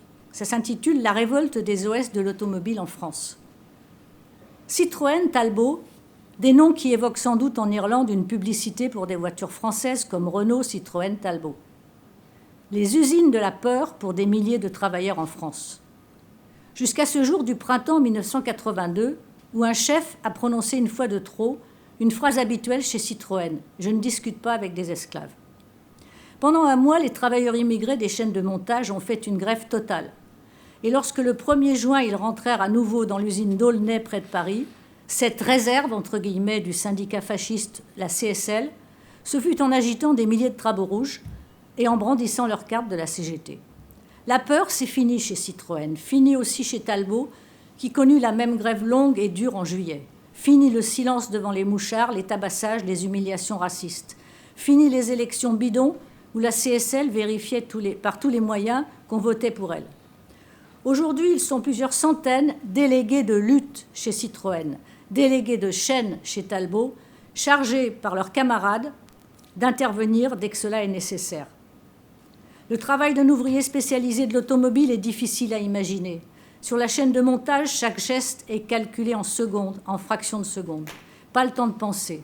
Les cadences, le bruit, la dictature. Si on ne t'a pas moralement, on t'aura physiquement. Mais la marmite a explosé et plus rien ne sera comme avant.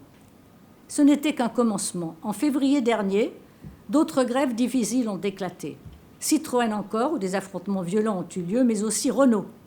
Chez Renault, il y a longtemps que les syndicats fascistes sont aux oubliettes. La CGT obtient 70% des voix aux élections, des vraies celles-là. À Billancourt, principale usine. À l'établissement de Flins, la CFDT est majoritaire. Certaines libertés ont été conquises. Mais ce que les OS remettent en cause aujourd'hui, c'est leur travail lui-même. Depuis la révolution industrielle, on a organisé scientifiquement le travail dans les usines en séparant soigneusement ceux qui pensent et ceux qui exécutent. Et pendant des années, on a fait venir en France des immigrés en pensant que ce serait une main-d'œuvre docile. Pourtant, les OS immigrés ont acquis la conscience de leur exploitation, de leur appartenance de classe. Et les jeunes OS français, avec l'allongement de la scolarité, ont un minimum de formation. Tous, ils refusent de continuer à être des robots. Ils veulent un salaire décent, d'autres conditions de travail, mais aussi qu'on cesse de les utiliser comme une force physique, qu'on reconnaisse leur savoir-faire professionnel, leur valeur technique, qu'on leur donne une formation de pointe.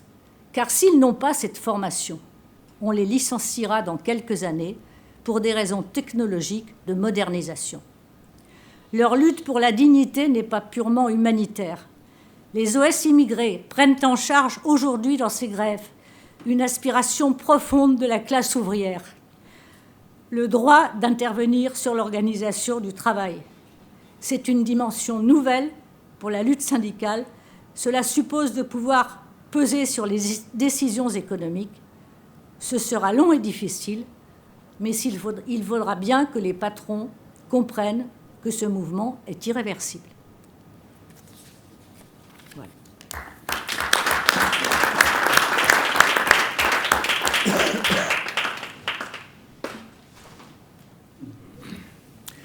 Merci beaucoup pour ce témoignage.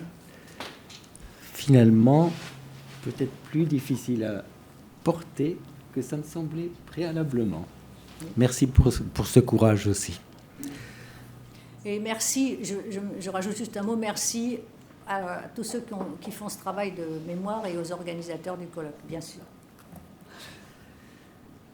Alors, je vais faire quelques commentaires, mais très rapides, et je ne vais pas poser des questions aux uns et aux autres, aux unes aux autres, comme ça se fait quelquefois. Mais comme tout le monde a été très, très rigoureux dans la tenue du temps, il y aura peut-être un temps d'échange entre vous, et ça sera peut-être plus intéressant que si c'était moi qui posais des questions. Les remarques, je vais les faire, mais elles sont donc à tout le monde, et elles sont peut-être aussi à notre ensemble, tribune et salle réunies. La première remarque, c'est que la mémoire vit son temps, vit au présent. Dans une expérience que nous avions faite sur les mémoires de Billancourt, nous avions travaillé, je l'ai dit tout à l'heure, dans une équipe dans laquelle il y avait un anthropologue. Et alors, nous étions 3 historiens et il y avait un anthropologue. Et on était sidérés de voir comment fonctionnait l'anthropologue pour demander quelle était la mémoire de Billancourt. Il s'arrêtait place nationale et il allait voir tout le monde. Et je me rappelle ce souvenir-là. Il était entré dans une agence BNP en demandant au directeur de l'agence « Quelle est votre mémoire de l'usine Renault ?» Et le directeur disait, mais moi j'arrive juste, je ne sais pas. Et il disait, mais juste, ça n'a aucune importance, les mémoires, c'est du présent. Et donc, ce que je voudrais savoir, c'est quelle mémoire vous avez, vous, du présent. Et on voit bien que là, lui faisait une recherche sur les propos spontanés au présent qui pouvaient être tenus sur ce passé qui avait déjà été détruit, essentiellement. Et ceci nous alerte beaucoup sur le fait que la mémoire vit. Au présent, elle vit son chemin. Les mémoires vivent au présent leur chemin. Il y a bien sûr le risque d'effacement, d'oubli, mais il y a aussi ce caractère irrépressible des discours qui sont tenus au présent sur quelque chose de passé. Autre exemple, j'ai vu il y a un an et quelques un documentaire sur Billancourt. C'était un documentaire qui était réalisé il y a 5-6 ans. Donc bien sûr, c'était un documentaire sur la disparition. C'était un documentaire sur l'effacement qui s'étendait largement, lourdement, sur les pelleteuses qui étaient en train de continuer à fonctionner ici ou là sur le territoire où avait été l'usine, des bâtiments de l'usine. Et ce film, il vit son chemin. Il va être diffusé ici ou là. Et donc, ce sur quoi je veux insister, c'est sur ce fait que la mémoire vit, les mémoires vivent leur chemin. Marguerite Duras, ça nous avait beaucoup plu à un moment. Marguerite Duras avait écrit un texte où elle écrivait, ce serait intéressant de faire un monument à Billancourt sur lequel on inscrirait tous les noms de toutes les personnes qui sont passées par cette usine de Billancourt. Vous imaginez bien, c'est assez difficile. Ceci dit, quand on passe le long du cimetière du Père-Lachaise, on voit une énorme fresque dans laquelle il y a tous les noms de tous les Parisiens qui sont morts à la guerre de 14-18. Donc, mais si vous voulez, et elle ajoutait, je crois, il y aurait des millions de noms sur cette inscription-là. Et c'est là qu'on touche à quelque chose d'important, c'est que les traces de cette présence d'une population gigantesque dans cette usine et dans d'autres, ce sont des traces qui vivent leur chemin dans les mémoires, dans les souvenirs des uns des autres, des unes et des autres, dans les générations suivantes. Et là, ça donne donc un enjeu qui me semble pas négligeable, c'est celui d'aider à fixer des points que maintenant on considère comme majeurs pour la fixation de cette circulation.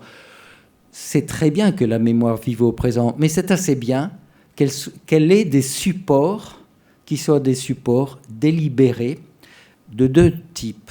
Premier type, du respect de ce qui a été vécu là-dedans. Alors nous avons eu beaucoup de témoignages très, très forts, très riches, de modalités d'expériences vécues. Alain Michel et d'autres ont souligné le fait qu'il y a une pluralité de vécus, pluralité de restitutions donc à avoir, mais il y a cette espèce de devoir de respect de cette expérience vécue par la fixation de traces. Le deuxième élément, et ça a été dit aussi, il faut un petit peu les étayer. Que le vécu ne parte pas dans des imaginaires trop erratiques. Et là, c'est vrai que la confrontation avec la documentation, le rapport avec la mise à l'épreuve, d'une certaine façon, ça a été dit à propos de documentation, ça a été aussi rappelé par Robert Gossman sur quand même la vérification, le travail, un petit peu de vérification pour faire en sorte que les supports mémoriels ne soient pas fantaisistes, qu'ils respectent le vécu et la subjectivité des personnes, mais qu'ils soient aussi un peu en concordance avec les faits Donc là, il y a quelque chose qui est de l'ordre du compromis entre traces de vécu et conformité avec les faits passés. L'autre chose qui me semble importante, c'est un balancement entre deux éléments. Premièrement, il faut que tout le monde s'y retrouve. Et deuxièmement, il faut que chacun s'y retrouve. Et ça n'est pas tout à fait la même chose. Ça a été déjà largement évoqué aujourd'hui dans différents débats. Donc il y a un travail de mise en concordance ou mise en compromis et de respect de la pluralité des expériences, de ce qui a été vécu. On a beaucoup insisté sur les empreintes de l'engagement militant, et c'est tout à fait fondé. Il y a aussi, ça a été dit plusieurs fois, l'importance de faire place aux silencieux, et qui, quelquefois, ont choisi d'être silencieux. Ce n'est pas que des gens qui délèguent par incompétence ou par incapacité ou par manque d'audace, mais quelquefois, c'est aussi le choix de gens qui décident d'être silencieux. Et il y a le droit au silence qui doit aussi être pris en considération. Donc, je pense qu'il y a quelques traces, quelques ajustements à prendre en considération. L'autre remarque que je fais à partir d'un passage à Berlin sur les traces du mur. Et toute analogie n'est pas convenable sur le... Mais ce qui peut être quand même intéressant, c'est que pour l'essentiel, ce mur a disparu. Et c'est là que je voulais en venir. Le mur a disparu et pour les raisons qu'on imagine bien, c'est la volonté immédiate et extrêmement forte des Allemands d'un côté comme de l'autre de faire disparaître ce qui était insupportable. Voilà. Quelques traces sont restées, mais quelques traces extrêmement insuffisantes pour fixer la mémoire de ce qu'a été le partage de cette ville. Et du coup, ceux qui se sont attelés à la tâche de faire mémoire, de fixer la mémoire, ont cherché les modalités d'organiser des traces de quelque chose qui a été disparu. Donc je veux dire que même si on peut regretter que beaucoup de bâtiments de l'usine aient été détruits, c'est un fait. Une fois que c'est fait, il n'est pas impossible d'organiser des traces sur quelque chose qui physiquement a disparu. Et le travail est extrêmement intéressant. La circulation mémorielle sur ce qui a été mis en place pour que les Allemands d'aujourd'hui se rappellent avec des supports qui soient des supports à la fois consensuels, à la fois respectant la pluralité, à la fois faisant la part de ce qui a été douloureusement vécu et laissant la part aussi à l'imagination au présent, tout ceci est un travail qui est vraiment intéressant à prendre en considération et qui n'est pas impossible. Et de ce point de vue-là, je trouve que l'appel à travailler, ça n'est pas une parole en l'air. Vraiment, je pense qu'il y a matière à ce que ceux qui veulent s'atteler à la tâche d'organiser la mise en place de traces qui servent de support à la mémoire vivante de demain, je pense que c'est un travail qui est vraiment intéressant et que c'est un vrai travail pratique, c'est-à-dire de discussion à la fois sur les principes, à la fois sur les matérialités de l'affaire. Je suis vraiment très... Je pense que cette discussion a été bien engagée. Ce que je voudrais dire aussi, j'ai été très long, mais ce que je voudrais dire, c'est que ma rigueur a permis que nous ayons du temps pour discuter maintenant. Donc je vais me taire, sauf à passer la parole aux uns aux autres, aux unes et aux autres. Je veux revenir à une question que le camarade Patrick Schweizer a posée concernant la discrimination, que ce soit par la direction ou par les agents de maîtrise dans les ateliers. Moi, j'ai débarqué à Renault en 69. J'avais presque 20 ans. J'ai été attribué à travailler sur une chaîne de montage comme contrôleur. Je me rappelle toujours un jour, on avait constitué une délégation pour des gants et pour des tenues de travail qui sont pas lavées pendant 20 jours. J'ai accompagné Arizki et des autres camarades pour voir le chef d'atelier qui était M. Avril. La première des choses qui a sorti de sa bouche, il a dit à Arizki, si tu n'es pas content, retourne à Tizi Ouzou. L'après-midi même, il y avait un tract qui est sorti par la CGT.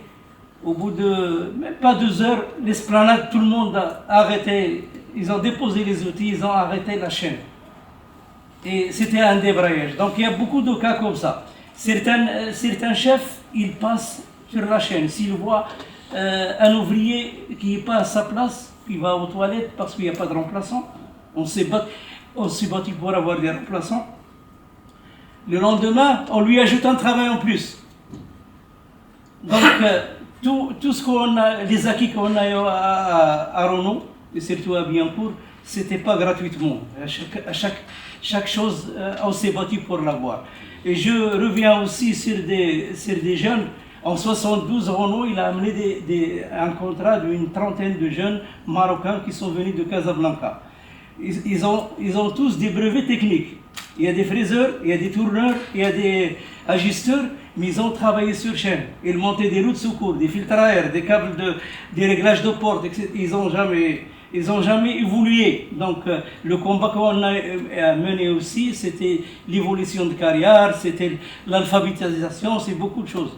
Donc, et je reviens aussi sur la question de Madame Boncher sur Citroën. Je me rappelle, parce qu'on a soutenu ses camarades de Citroën, on a fait des permanences pendant longtemps. Il y avait Arizki, il y avait des camarades aussi marocains. On passait la nuit, parce qu'il y avait des vigiles, il y avait les gens se battaient. Je n'oublierai jamais le travail que M. Bernard Pégot qui a fourni. C'est un ancien secrétaire de la comité d'entreprise. Et c'est lui qui a instauré la comité d'entreprise de Citroën. Donc les gens ne connaissaient pas la comité d'entreprise à cette époque. Il y avait cette exploitation, les gens ne connaissaient pas tout ce qui est culturel, tout ce qui est... Donc il a fallu se battre pour tout ça. Et aussi, une chose que j'ai toujours en mémoire, quand je suis arrivé, le premier qu'on m'a amené pour la formation, c'était Pierre Auvernet. Il a fait sa formation de contrôle avec moi. D'ailleurs, il y a un journaliste qui a fait un livre qui s'appelle « Ils ont tué Pierre Auvernet ». Donc, ce livre-là, il m'a interrogé, je lui ai donné des noms que camarade Cosmal les connaît, comme Jacques Lafortune, Aboulker et tout ça. Toute une histoire qu'on ne peut pas oublier. Et Renault, c'est un patrimoine, c'est une histoire qu'on ne peut pas gommer comme ça. Donc, il fallait qu'on continue à se battre pour avoir quelque chose qui rappelle toutes ces histoires-là. Merci. Avant de passer la parole à... J'ai travaillé pendant les années 80 sur les politiques d'emploi à l'égard des immigrés. Donc j'avais fait une thèse que j'ai soutenue en 1984. Et après, beaucoup plus tard, en 1998, j'ai fait sortir ce livre « Immigration et marché du travail » qui raconte un peu toutes mes recherches que j'avais faites dans les années 80. J'avais été notamment à Renault-Flin. Et je me souviens aussi qu'il y avait un problème dans cette époque-là. D'abord, il y avait le démarrage de ces grèves en 82. Et puis, il y avait le fait qu'il y avait toute la transformation des politiques à l'égard de l'immigration, parce que depuis 1974, il y avait eu la fermeture des frontières, et que du coup, beaucoup d'immigrés s'étaient stabilisés dans leurs emplois, ils avaient acquis une certaine ancienneté, Et le mode de gestion de cette population semblait poser un problème. Dire que beaucoup étaient considérés comme étant trop peu formés. Il y avait aussi à l'époque le démarrage d'une politique le début de la robotisation des chaînes. Et donc là, à ce moment-là, il y a eu un contrat entre le CNRS et la régie Renault, et où la question était clairement qu'est-ce qu'on va faire avec les OS immigrés. Et moi, pendant un peu moins d'1 an, j'avais suivi les réunions de ce contrat. On savait déjà que à l'issue de ce contrat, il y aurait des milliers de licenciements, à Billancourt surtout d'ailleurs. Mais les cadres de la régie Renault ne le disaient pas, n'en parlaient pas du tout. Et on essayait de nous dire que on allait former les OS, on allait les reconvertir. Mais en même temps, il y avait tout un tas de politiques au niveau global. Bon, il y a eu quand même une grosse déception, il faut le dire, avec le gouvernement de la gauche. Il y a eu une reprise des politiques de retour au pays, à mon avis, qui avait eu lieu déjà dans la fin des années 70 avec Stoléru, et qui n'avait pas trop bien marché. Mais là, moi, je me souviens, j'ai noté quelques trucs. Là, par exemple, année 1985, 13 873 personnes ont rendu leur titre de séjour. 5 907 étaient dans l'industrie automobile. Donc c'était vraiment quand même une politique. Et donc à partir de là, il y avait la naissance de nouvelles politiques d'emploi. Moi j'ai appelé ça le développement de la flexibilité en France. On cherchait à savoir si des jeunes français allaient pouvoir accepter les mêmes postes. Et puis il y avait à la fois les politiques de décentralisation, mais aussi une certaine féminisation qui a marché dans certaines usines. Et puis aussi introduction massive des intérimaires et des CDD. Moi je m'étais rendu compte que ça marchait pas bien, c'est-à-dire qu'il y en avait à peu près la moitié qui ne restaient pas à l'issue de leur période de CDD ou d'intérim. Donc pour les jeunes, mais malgré tout, dès la deuxième moitié des années 80, c'est devenu systématique, c'est-à-dire sur les chaînes automobiles, on avait des milliers d'intérimaires. Et Stéphane Beau et Michel Pialou l'ont bien montré en ce qui concerne Peugeot-Sochaux. On voit que c'est devenu une politique. Ça a été la montée de la précarité massive. D'ailleurs, que ce soit pour les jeunes français ou pour les jeunes immigrés, il y avait un peu les deux sur toutes ces usines-là à la suite de ça. Voilà. C'est dans les années 2000, et je salue. Vous voyez, ça va être un truc un peu bizarre, la ville de Boulogne-Billancourt qui a fait un colloque en 2004, je crois, si je me souviens bien de la date, sur justement cette histoire où il y avait des historiens, des anciens, des syndicats, tout ça, pour parler de cette entreprise, de cette mémoire et tout ça. Et c'est là où on a vraiment commencé à prendre conscience qu'on détruisait, parce que des travaux avaient été faits, que tout allait disparaître et qu'on n'aurait plus de traces. Et que se dire, bon, c'est important qu'on s'empare de notre histoire, parce que c'était notre histoire. Alors, tu as rappelé à Astine tu as rappelé à Reski l'existence d'Atrice, bien sûr, qui s'est constituée en tant qu'ancien de l'île pour garder des liens, pour faire un repas ensemble, pour discuter, pour savoir s'il n'y avait pas des problèmes que vous pouviez résoudre ensemble. Mais la préoccupation de la mémoire, elle est vraiment venue après, au début, au début de la destruction de l'usine, et c'est à ce moment-là que c'est venu. Et je voudrais rappeler que ce n'est pas seulement l'usine sur l'île Seguin, mais c'est l'usine dans son ensemble, avec le trapèze, qui a été aussi démoli. Et au trapèze, il y avait des ateliers de professionnels, il y avait des bureaux d'employés, et de tous les niveaux, cadres, employés, de dactylo et tout ça. Et pour moi, l'histoire de Renault-Billancourt, c'est toute cette histoire-là. C'est pas seulement une portion, c'est pas seulement une catégorie, c'est bien l'ensemble de cette entreprise Et j'ai été sollicitée à plusieurs reprises pour expliquer ce qu'était cette histoire à des jeunes lycéens ou des jeunes, ou même des personnes, les emmener faire des promenades dans les rues de Boulogne-Billancourt. J'ai toujours eu ce souci de lier l'ensemble et de dire c'est pas qu'un aspect, c'est tout ça, et y compris de relier l'histoire sur la durée. Pas seulement de la période où j'ai vécu, la petite période, avec un témoignage perso, mais tout ce qui s'était passé, y compris les histoires d'avant, comment l'usine, l'entreprise avait évolué, non seulement au niveau des méthodes de fabrication, des voitures dont je ne connais d'ailleurs pas les modèles, enfin, je ne m'en souviens pas, mais les personnes qui étaient là, qui ont vécu toutes ces deux entreprises, dans les événements du monde qui se sont passés au fil du temps et qui ont fait évoluer et changer et transformer une entreprise. Deux guerres mondiales, c'est pas rien. La guerre en Algérie, c'est pas rien non plus. Tous ces événements ont été vécus par certains, partagés, et de retransmettre ce parcours d'une entreprise au fil du temps dans son développement économique, industriel, mais aussi humain et social, c'est ça qui est important. C'est ça qui m'a été mon souci.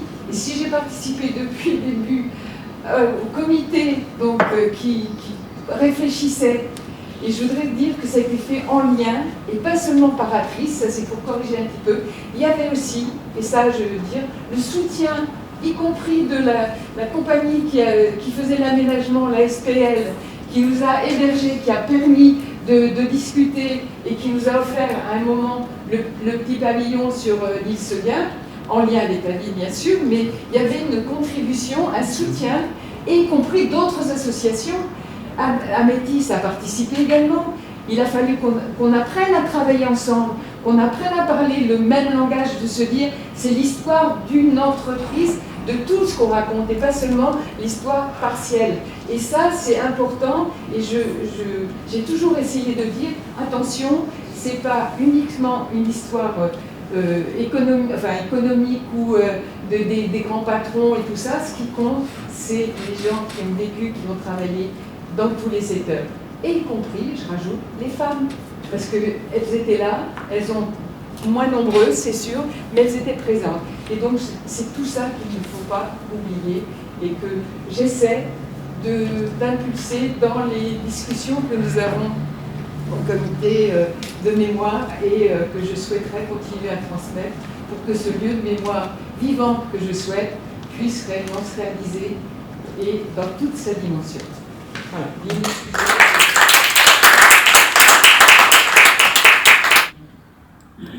Je vais être court. Autour des questions de mémoire, il y a beaucoup d'affect, il y a beaucoup de sensibilité, il y a beaucoup d'émotions. Et l'émotion, je veux dire, elle est portée par les personnes, quoi. C'est tout à fait normal. C'est très compliqué d'objectiver, effectivement, je veux dire, le rapport au passé, même s'il peut s'inscrire dans le présent, même s'il augure de l'avenir, du futur ou de l'avenir, et ainsi de suite. Et c'est un exercice difficile. Et je pense que ce qui fait acte, en fait, c'est le combat pour que ces mémoires-là, singulières ou collectives, soient pas mis sous une chape de plomb ou effacées. C'est très important. Alors, quelles sont les configurations ou les modalités pour valoriser cette mémoire-là ? C'est vraiment la question. Moi, je vais poser une question très technique à l'adjoint au maire, monsieur, excusez-moi, monsieur Debussy. Moi, je trouve que c'est intéressant comme étape de travail, parce que déjà, il y a un acte, il y a quelque chose, il y a un travail de mémoire, et ainsi de suite. Et vous avez dit tout à l'heure quelque chose qui me paraissait très important. Il y a un lieu physique, effectivement, 3500 mètres carrés, c'est pas rien, hein, c'est pas mal. Parce que, je veux dire, ce qui était négocié par les gens de l'Atrice et d'autres collectifs, c'était encore moins avant, quoi, sur le temps.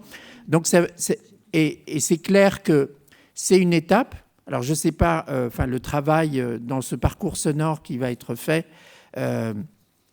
qu'est-ce qui va être rassemblé, comment ça va être rassemblé, comment c'est discuté, comment c'est questionné, et ainsi de suite. Je pense que, enfin, il y avait une espèce de préfiguration au pavillon de la mémoire quelque part. Il y avait un petit espace dédié pour ça. Ce qui est important et ce qui est récurrent, en fait, dans la démarche, c'est, juste pour aussi abonder peut-être un peu dans le sens d'Emmanuel, mais aussi, je veux dire, insister sur la dimension sociale, effectivement, individuelle et sociale de ces histoires-là. Il ne faut pas les effacer, parce que ce n'est pas possible, en fait. Je veux dire, comme une neutralisation, je veux dire, du processus de mémoriel ou du processus, ce n'est pas possible. Il y a de l'humain dans l'histoire et je pense que c'est très important. Donc ça, je considère, c'est la question que je posais, est-ce que ce n'est qu'une étape? Voilà, c'est une interrogation. Oui, merci. Alors, merci de cette remarque, parce que oui, ce n'est qu'une étape, parce que c'est du papier, ce sont des QR codes, mais néanmoins, tout le travail qui a été fait là est un travail qui a été fait avec une méthodologie.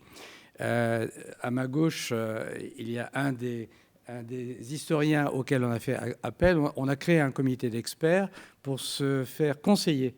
Nous n'avons pas cette connaissance. Nous avons les associations, il y a Reski ici et Emmanuel ici, et les autres qui ne sont pas là, qui, eux, sont des témoins vivants de ce que vous avez vécu sur dans les usines Renault. Nous ne sommes que des passeurs de mémoire, et l'effort qu'on a fait donc, avec ce comité scientifique qui est composé d'historiens et de sociologues, et qu'on aimerait élargir, le travail que vous faites avec ce réseau Mémoire-Histoire m'intéresse, nous intéresse. On a également la volonté de transmettre ça aux jeunes générations. Donc tout un travail est fait. Emmanuel donne beaucoup de son temps pour accompagner les groupes en visite.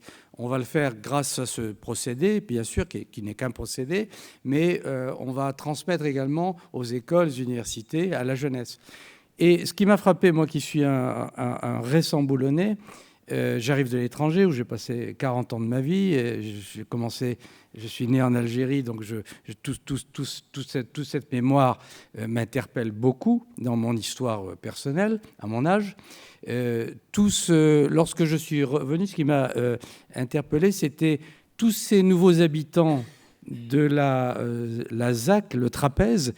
Tous ces habitants, ils viennent d'ailleurs. Ils n'ont pas de traces physiques.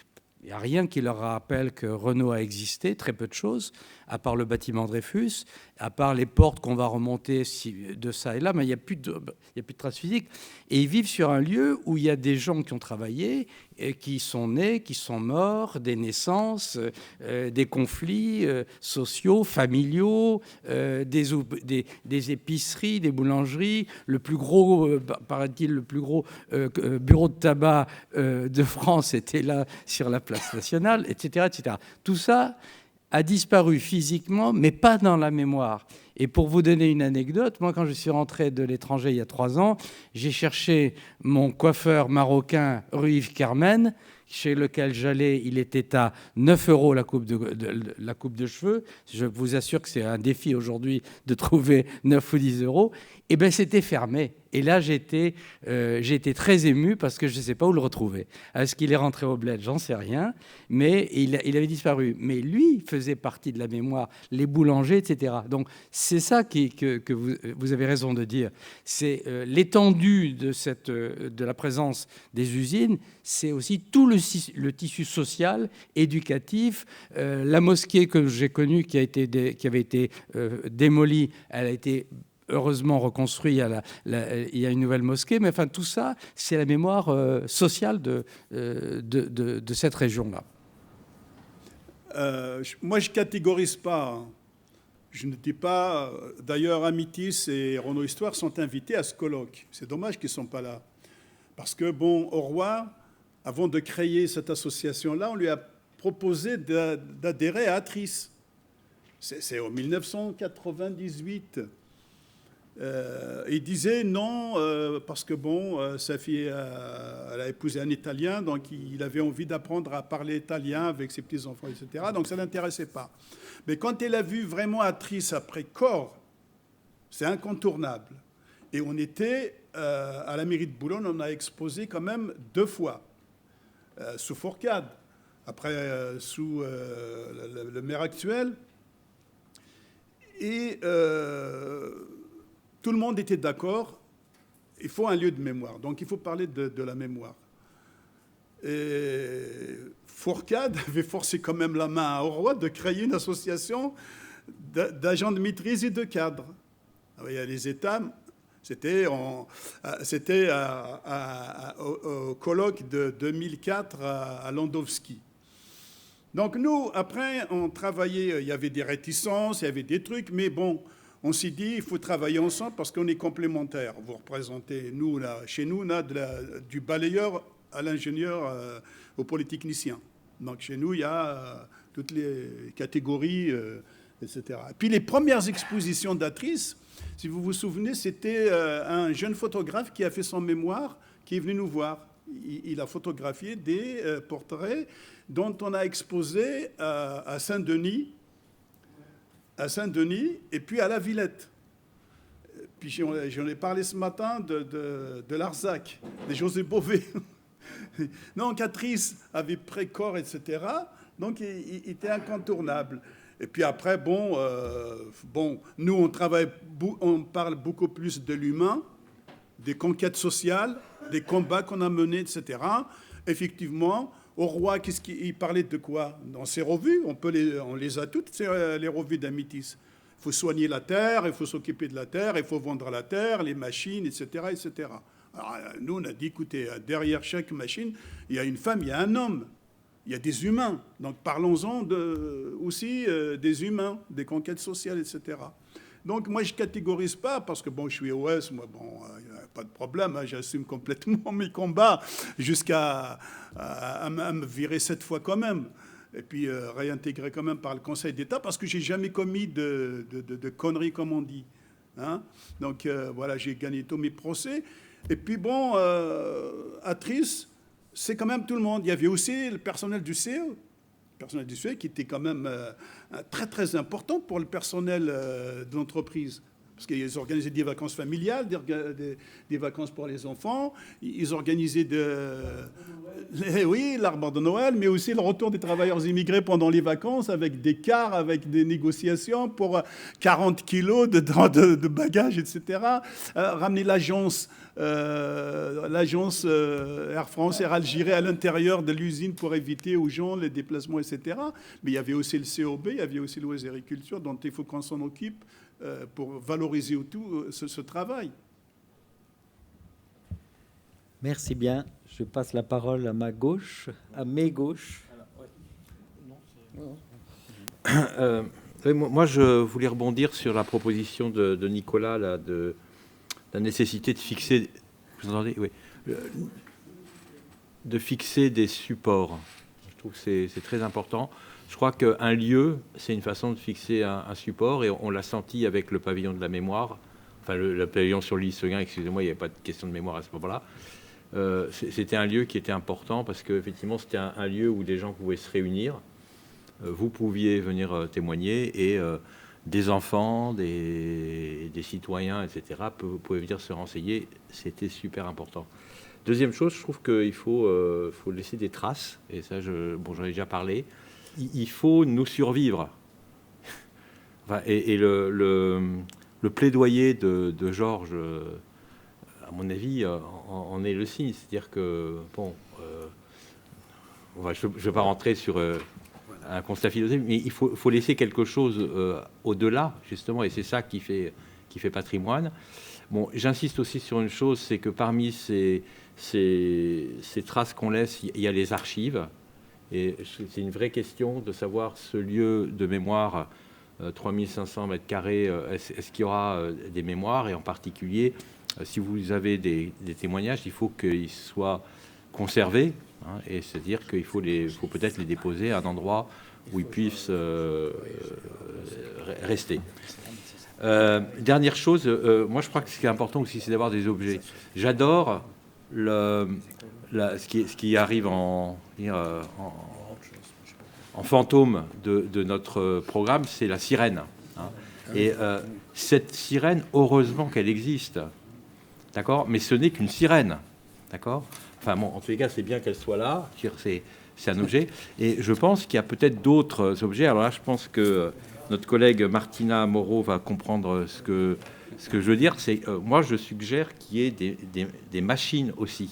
C'est une façon de fixer quelque chose d'une mémoire, éventuellement qu'on n'y comprenne rien à cette machine, c'est pas grave, mais en tous les cas, et éventuellement qu'on ait des gens qui soient capables de l'expliquer, pourquoi pas, mais au moins ça marque le fait que c'était important. Et alors moi je défends une idée qui a un coût, hein, on est d'accord, mais je le redéfends ici, c'est il se trouve qu'il y a une machine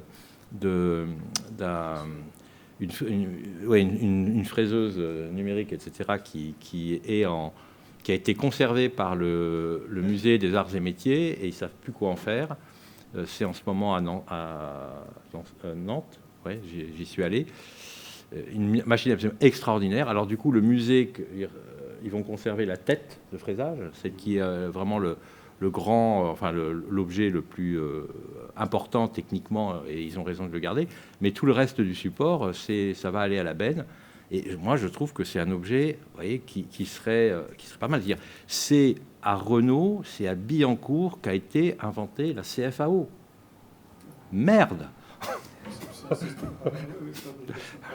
Excusez le gros mot, mais c'est quand même pas rien. Vous voyez, c'est-à-dire qu'aujourd'hui, on ne fait pas une bagnole sans CFAO. Et c'est Renault qui l'a inventé, etc.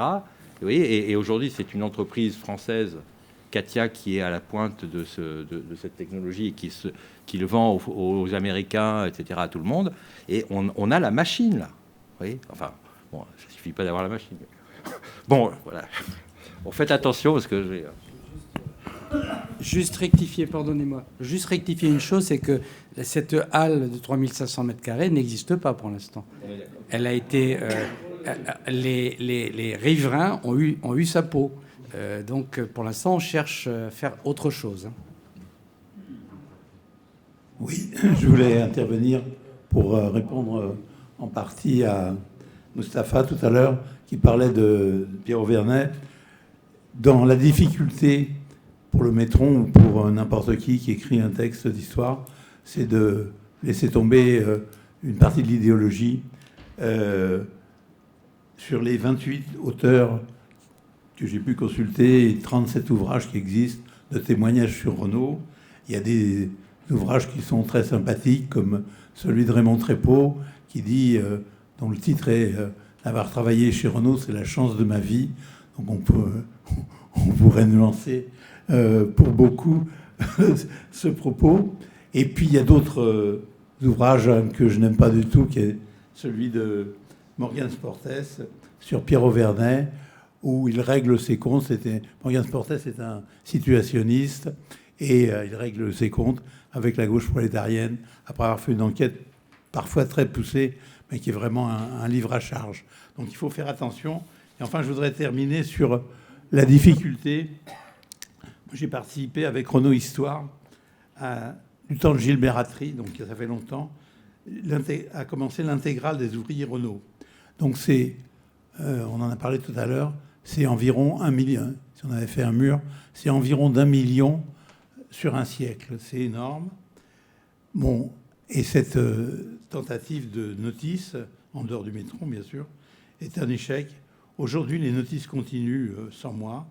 J'ai rompu avec Renault Histoire. Mais il y en a 3000 de réalisés sur 1 million. Et il y en a qui sont impossibles. Donc, moi, j'en ai réalisé une centaine. Et j'ai eu beaucoup d'échecs, beaucoup de refus des ouvriers ordinaires, des ouvriers tout simples, qui n'étaient pas militants, voyaient absolument pas l'intérêt de raconter leur vie chez Renault. Ça n'avait aucun intérêt pour eux.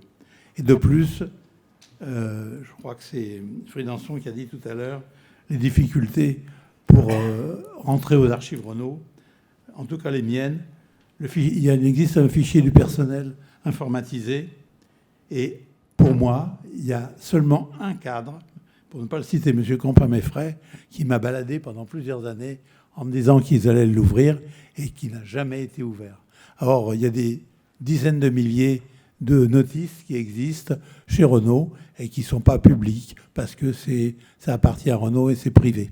Voilà, c'est ça que je voulais dire.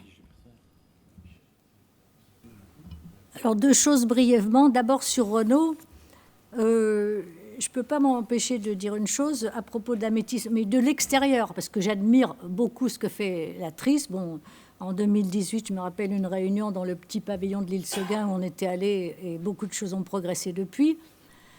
Et puis d'autre part, après la mort de Daniel Boncher, j'avais eu un échange avec Monsieur Auroy, qui a dirigé l'île Seguin, et qui m'avait dit qu'il avait appris des choses avec lui. Très bien. Mais enfin, il faut se rappeler que les gens qui ont créé Amétis ou qui travaillent avec Renault Histoire, si respectables qu'ils soient, n'ont certainement pas la même vision du patrimoine ouvrier que l'Atrice.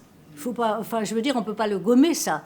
Je me rappelle que les réunions ou les rencontres que pouvait avoir un délégué syndical comme Daniel avec Monsieur Auroy, c'était quelque chose. C'était un affrontement. Et il y avait des enjeux considérables. Donc, ça n'est pas gommé, me semble-t-il. Donc, je dis ça de l'extérieur. Hein.